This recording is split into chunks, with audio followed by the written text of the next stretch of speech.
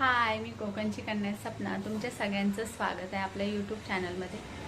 आज मी परत एकदा पुन्हा एकदा गरम मसालाची रेसिपी शेअर करणार आहे. मालवणी मसाला तर आम्ही इथेच बनवला ह्यावर्षी म्हणजे मुंबईला बनवला आणि दरवर्षी सासू बनवून देते, तर ह्यावर्षी आम्ही इकडे मुंबईला बनवला. तर त्यानंतर मग आज मी तुमच्यासोबत परत एकदा गरम मसाला कसा बनवतात तर त्याची रेसिपी मी तुमच्यासोबत शेअर करते. तर व्हिडिओला सुरुवात केलेली आहे. आता आपण रेसिपीला सुरुवात करूया. तर चला आपण आता रेसिपीला सुरुवात करू. काय काय लागणार आहे साहित्य, तर किती लागणार आहे, मी किती किलोचा बनवणार आहे, तर हे मी तुम्हाला सगळं व्हिडिओच्या खाली तिथे डिस्क्रिप्शनमध्ये तुम्ही चेक करा. तर चला आता आपण सुरुवात करूया. तर हे सगळे इथे गरम मसाले मी घेऊन आली.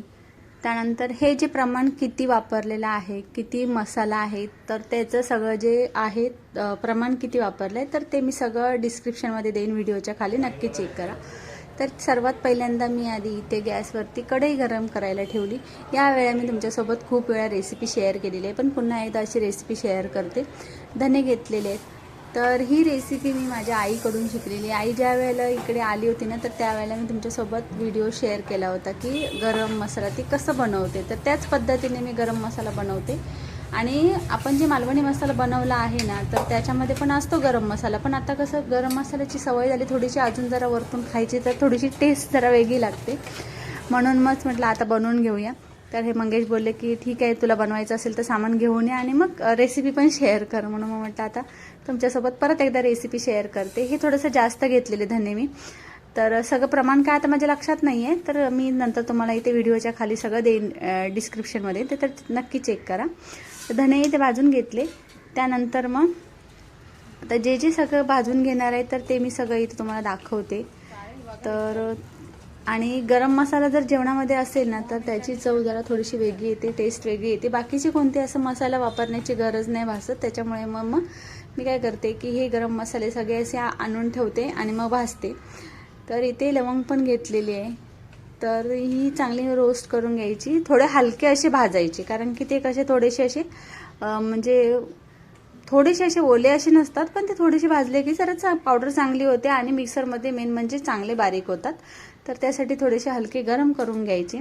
आणि आपण जेव्हा भाजतो ना, तर त्यावेळेला एवढा वास सुंदर येतो ना. आता ज्यावेळेला मी भाजते ना, तर एवढा वास भारी येतोय का बोलू नका, एवढा वास मस्त येतोय.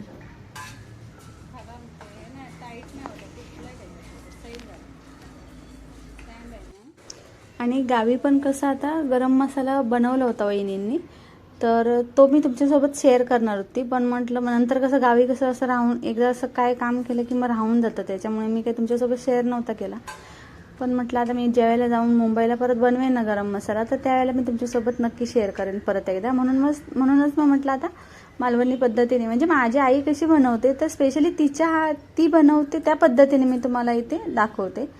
प्रत्येकजण वेगवेगळ्या पद्धतीने बनवतो, वेगवेगळे मसाले वापरतात. मसाल्याचे पदार्थ बघायला गेलात तर खूप सारे पदार्थ आहेत मसाल्याचे, पण आपण कसं आपल्याला जे बेसिक मसाले लागत आहेत ना, तर तेच वापरून आपण गरम मसाला बनवणार आहे.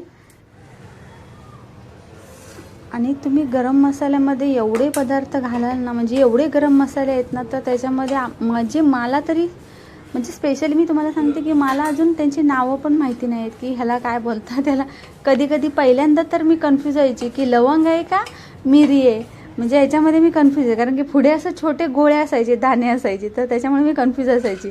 आणि ही जी ती वेलची आहे, म्हणजे ही मसाल्याची वेलची आहे, जाडी असते, तर ती पण घालायची.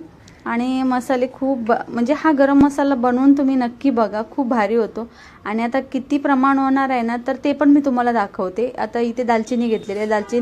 दालचिनी अशीच खायला पण चांगली लागते. ज्या वेळेला आई आमची मसाला बनवायची ना, किंवा चिकन वगैरेमध्ये टाकायची ना, त्यावेळेला म्हणजे चिकन जेव्हा आपण बनवतो त्यावेळेला गरम मसाल्याचे पदार्थ थोडे असे टाकतो. तर त्यावेळेला आम्ही काय करायचो, थोडेसे काढून ती खायचो. पण तिखट लागते, पण भारी एकदम मस्त.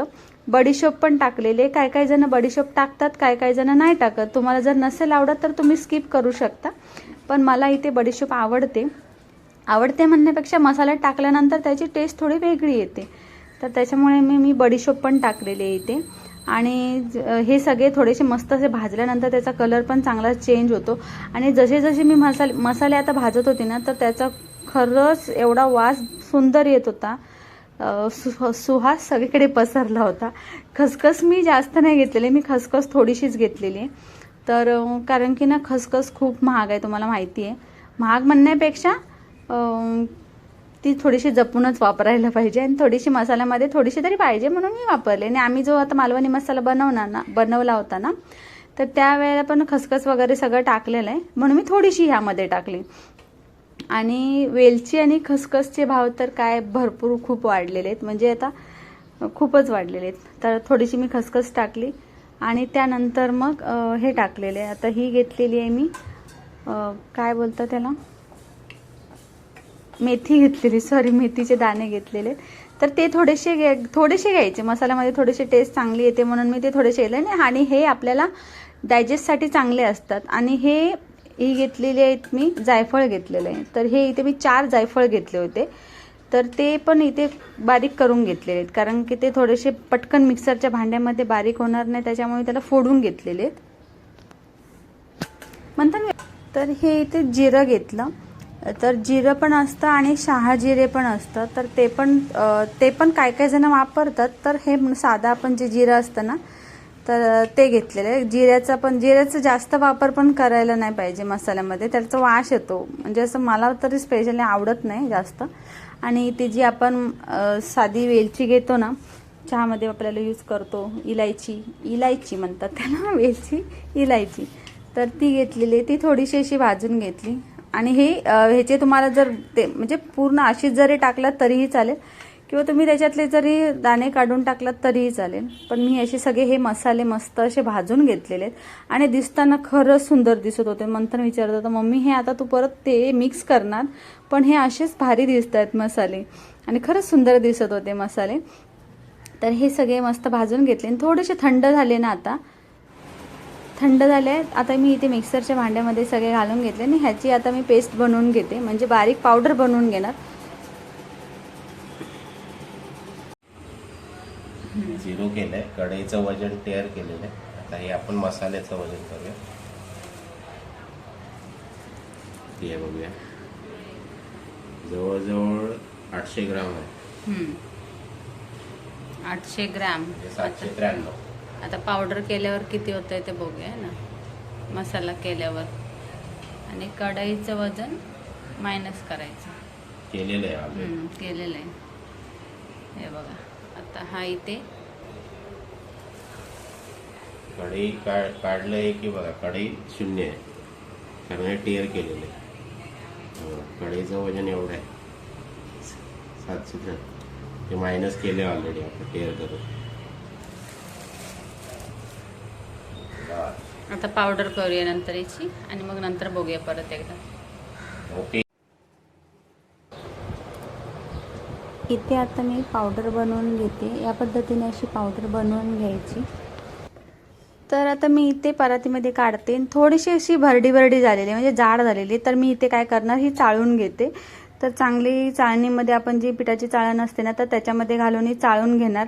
आणि हे जे गरम मसाले आहेत ना, तर गरम मसाल्याची पावडर तुम्ही चण्याचा कालवण, त्याच्यानंतर काळटणचा सांबार, असे म्हणजे स्पेशल चांगले असे मस्त असे टेस्ट त्याची काही अप्रतिम लागते. तर तुम्ही अशी हे नक्की अशा पद्धतीने करून बघा, तुम्हाला खरंच आवडेल या पद्धतीने जर तुम्ही बनवलात तर.